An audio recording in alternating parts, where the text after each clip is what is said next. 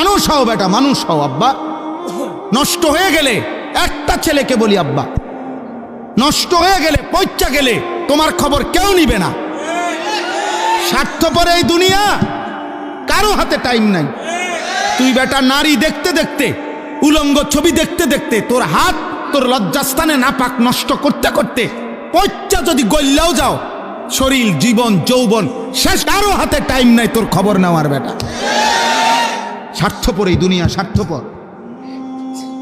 মা বাবা স্বার্থপর মিয়া, বাপ মাও হাজারো লাখ লাখ বাবা মা হিসাব হইল, আরে রাখ পড়লে পর নামাজ রোজা বাদ দে, পয়সা কামাই কর বেটা, আমার টেয়ার দরকার,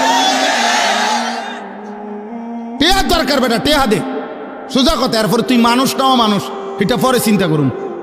কিসের নামাজ, কিসের আল্লাহ খোদা, আমার টেয়ার দরকার, টেয়া দে। হ্যাঁ যা বিদেশ যা, নইলে দেশে থেকে কাম কর, এত কথা বুঝি না আমি, আমার টেয়ার দরকার।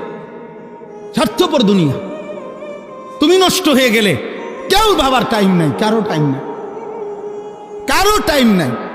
পয়চা গল্লা যদি চরিত্রহীন হয়ে যায়, অনেক ছেলে, তোমরা তো এই সুযোগটা পাইছো আব্বা, মা বাবার খামখেয়ালি, অভিভাবকের খামখেয়ালি, পরিবারের বন্ধন ছুটে গেছে, যার কারণে আজকে তোমাদের অসংখ্য ছেলে রাত দিন গুনাহ করার পরেও তোমাদেরকে টেনে ধরবে, ফিরাবে, এমন অভিভাবক অনেকের কপালে জোটে নাই।